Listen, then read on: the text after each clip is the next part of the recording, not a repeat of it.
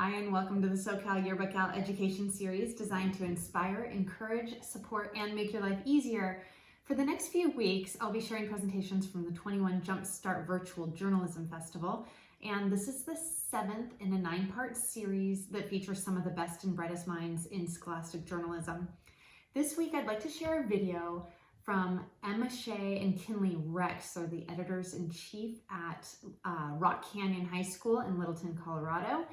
And this presentation is called the 6 Ps, and it's all about how prior proper planning prevents poor performance and how they review and discuss their last year's book in order to help plan for their next year's book. I love this one because I really believe that yearbooks can improve year after year, and these editors show the steps that will lead you in the right direction.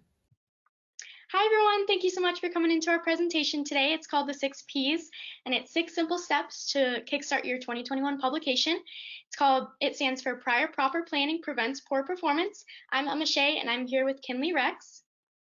Hi everyone, thanks for joining our presentation. So to start our presentation, we're going to give you guys a little bit of background information about Emma Shea and I. So we've both been co-editor-in-chiefs on the Black and Gold for 2 years now. The Black and Gold is at Rock Canyon High School, located in Littleton, Colorado. We hope you guys gather some pointers that we've learned throughout our time on Yearbook and learn a little bit more about how to plan during quarantine. All right, so as you guys start to look into the future and how you're gonna start your next publication, there's so many different things that you can start with that it's kind of confusing on where to even begin. And so we have 6 simple steps to, again, just get your publication ready so that when you go back to school this upcoming year, you're properly prepared and can create a successful product overall. Okay, so the first step that we're going to tell you guys about to start planning for your publication is reflect on this past year prior to starting again. And so what that kind of entails for our publication is we kind of sit down as an editorial board and we talk about what went wrong and what went right this year.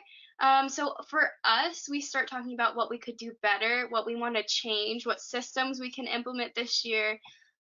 We also start putting together future leaders and asking them what they think us as leaders can do to help them help the staff, and kind of delegating our work to them and like finding jobs for them as well. And we also try to find the strengths and weaknesses throughout our publication. That can be within the book, outside of the staff. So some strengths within our book, it could be like caption writing, photography, and some of our weaknesses is like we want to implement more stories this year. And for the staff-wise systems, kind of what I touched on before. All right, so your next step is to set goals to properly improve. So going off of that last step, once you reflect on your previous year, it's really important to properly set up your publication up for success. And the way that we do this is by setting goals. And so once we figure out kind of what went right, what went wrong, we recommend that you guys choose a few areas to focus on. I would say 1 to 4, because what happens is if you say this went wrong, and you start generating this list of a million different things that you want to improve on, because we can always grow, obviously, and so there's so many different things that we could focus on to get better, then you end up going throughout the year and you kind of forget about where you started. You forget about those main focuses that you wanted to improve on, and you won't be as successful because you'll get a little bit better at some things and then you'll just totally forget about the other goals that you had set. And so what we try to focus on are a few areas, and this can be within your staff, as far as organization, as far as your collaboration overall, or it can be more about your publication. So for example, creating stronger designs, telling more truthful stories about topics that may be hard to discuss. It can be anything that you really want to improve on. And so we create these goals, and then that will properly set us up for success. Okay, so the third step in this process is to plan. So we create a plan by putting systems in place. So what that entails for us is through step 2, making goals. You should have goals that you want to achieve.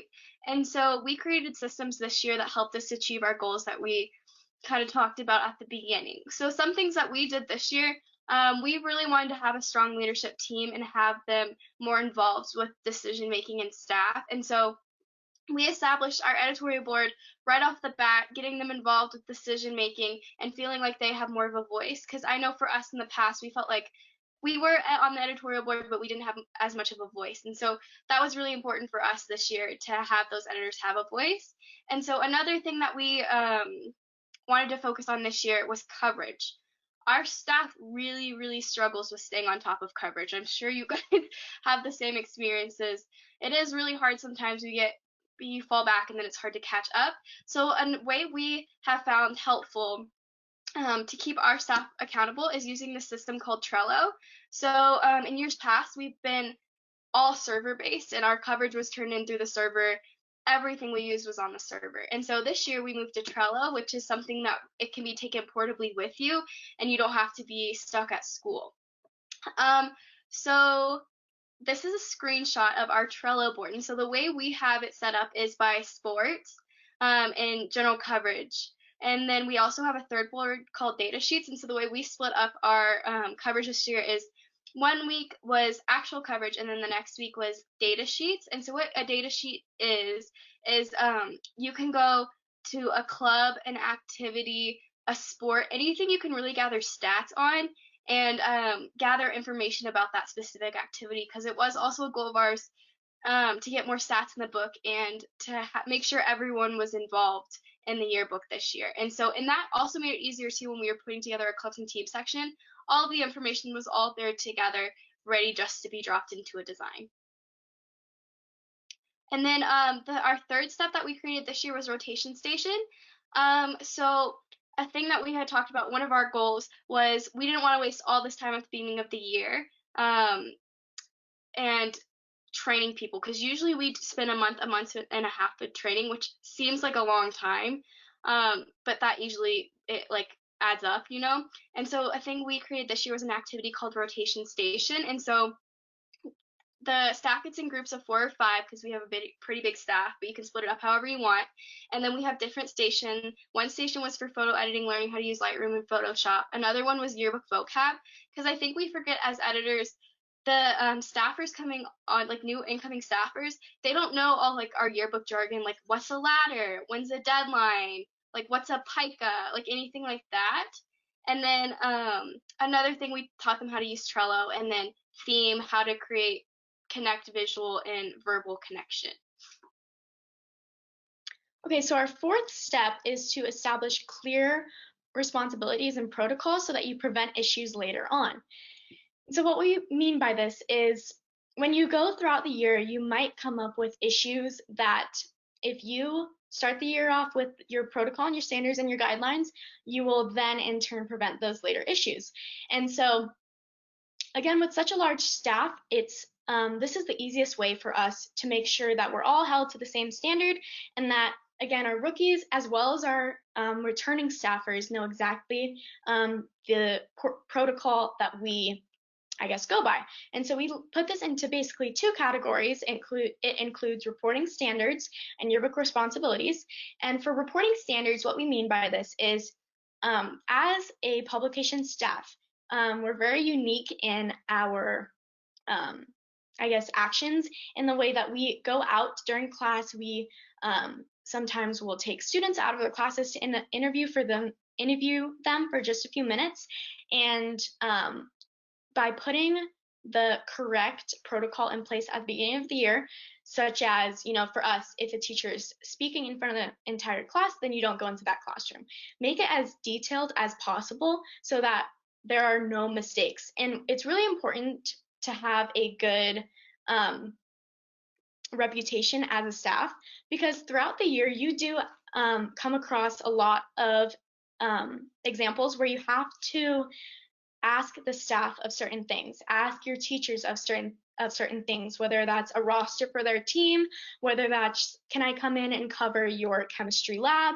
And you want to have a really good relationship with your staff, and you set that by those reporting standards. The second part of the protocol to prevent these issues is yearbook responsibilities.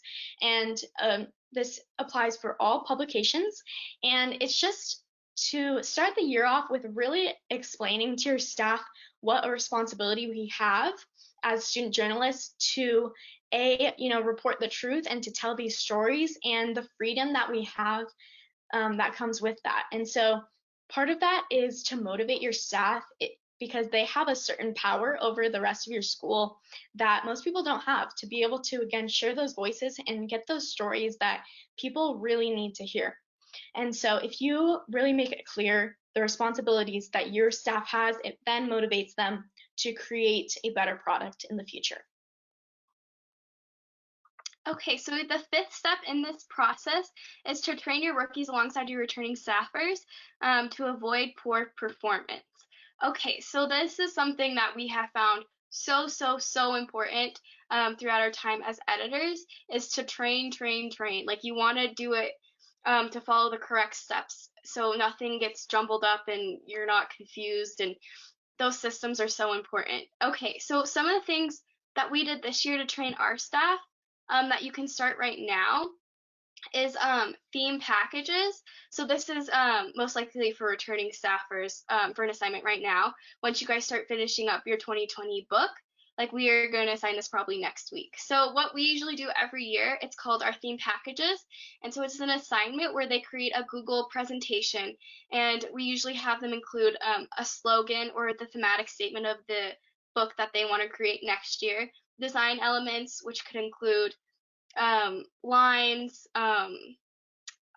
like, we used a stamp in our book this year, so including those things to kind of tie the whole book together, and kind of we have a visual representation of what they want the book to look like. To also include a color palette if they choose that, or if they want to do pulled color, which is something we've done in the past. Choosing fonts that they love. Explanation of themes, so that visual verbal connection to make sure the theme is really well rounded and fits our school.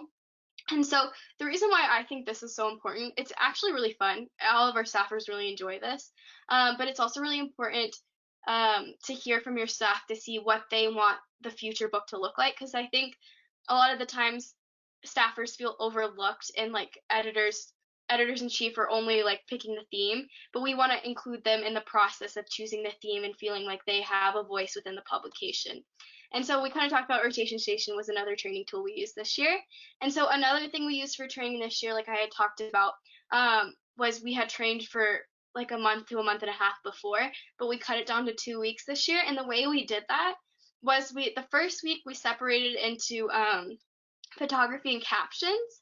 And so we taught them how to use a camera, how to check out a camera, proper camera protocol, like constantly wearing a strap, like, that kind of stuff to make sure cameras don't get broken. And then for captions, we taught them formulas, which is something our staff continuously struggles with. They like really struggle with caption formulas, which I'm sure you guys all deal with, which is, it's interesting. We constantly go over it, but just to reiterate it, it's really important. And so at the end of that week, we created an assignment called our photo assignment, which we had linked in the presentation, where they went out and took 3 pictures, and they wrote 3 really stellar captions with the who, what, when, where, why, and how, all that good stuff. And then if they were a returning staffer and they wanted to, they could write a story. And so we have that listed in our presentation if you would like to see that. And then in the second week, we moved on to design. So we taught them how to use InDesign, just like basic tools and stuff, like how to drop a photo without a missing link, how to make a photo box, that kind of stuff. And then we went over design basics like leading lines, rule of thirds, all that kind of stuff. And then for that week, we assigned them a me spread, or we spread is what we call them, because we assign them in partnerships. And so what that entails is an assignment where they create a spread by themselves, and they like interview themselves and their partner and create a spread on themselves and their partner. And so it's kind of a fun way for them to kind of dip their foot into this idea of InDesign, because I know for me, coming onto staff, it was really, really intimidating to see all these tools and you're like, I don't know what to do. And so for this, it's like an easy way instead of throwing them in the deep end with a whole new yearbook spread. And then the way we do it is right after we assign me spreads, we jump right into sidebars. And that's a really good idea, because like I said, yearbook spreads are really intimidating. So sidebars are kind of like getting a yearbook spread, but like a less intimidating way, because it's just like a little fourth of a page. So that's kind of what we do for our training this year. That worked really well for us with our training because I think our rookie staffers, they learned really, really fast, which I was really surprised by. And that kind of helped us move the year along quicker than expected. All right, so your sixth and final step, which is performance, is to stay connected with your staff and build that positive environment so that you can achieve those goals and you can achieve your best performance. And so with that, it's really easy when you're starting to think about your 2021 publication and what design elements and colors and fonts you want to use and what kind of stories you want to tell. It's really easy to get caught up in that and forget about going back to the basics and building those basic building blocks of your staff. And so by creating connections and bonds within your staff, that then will reflect on your work and reflect on your end product. And so we have a few different tools that we use. The first one being GroupMe, which I'm sure many of you have heard of. It's a messaging app. And the nice thing about it is you can add as many people onto it as you want into the same group. You can also create a different group message for your leadership group. And GroupMe is really easy to use and it's really professional because it doesn't disclose any of your personal numbers, but at the same time, it's basically just like a big giant group message. And so the way that we use this is it's really easy to send out one message, send out one notification to our entire staff. Again, our staff is around 65 people. And so sometimes it can be hard to stay on the same page, and GroupMe has really helped us this previous year to do that. It's also just nice to, get a text once in a while that's celebrating our staff and their accomplishments, whether it's birthdays, whether it's awards we've won, anything like that. It's really nice and helpful. Another platform that we use is Zoom. Which many of you are probably familiar with along with remote learning. The way that we use this for our yearbook publication is by creating leadership meetings. And so again, when we're talking about creating that essential group of people that's really going to lead your staff this upcoming year, I would say the first step to going about that is just sending out a text, sending out a link to your whole staff and just say, hey, if you guys are interested in being a leader this upcoming year, join this Zoom link for 30 minutes of your time, and we can talk about the goals that we have for the future. And that will really give you a really interesting idea of who thinks that they're, eligible and that they're prepared enough to be a leader, and who really wants to take that next step in your publication. And once you create the Zoom meeting, you can really find the people that you can count on for this next year. We also use Zoom to hold our little virtual award ceremonies. When the Crown virtual award ceremony was happening, we created a whole Zoom link and watched it together. Banquets, birthdays, anything like that, just finding ways to celebrate. Google Hangouts is another platform that's similar to Zoom that you can do these same things on. Another thing that we do is at the beginning of every single year, we have our entire staff take a personality test. And we have it linked in this presentation. It's really fun, it's really interesting, and it basically categorizes your staff into different colors, and each color has different pros and cons. So for example, a blue is a really emotional person, and so they're really good at talking maybe one-on-one to someone and getting that emotional deep story out of them, but they may not be good at collaborating in a huge group of people. And so you kind of figure out what kinds of personalities you have amongst your staff, which will then help you create partnerships, it will help you create groups, and overall just utilize every single strength in your staff to the fullest. The next thing we do at the beginning of the year is fill out a staff questionnaire, which we also have linked. This includes contact information, including their emails, their phone numbers, their class schedule. It also includes fun questions such as like their favorite colors, their favorite salty, sweet snacks, anything like that, their birthday, so that we can celebrate it. And this is used later on when we do celebrate birthdays throughout the year. And we also celebrate Secret Snowman. So when December comes around,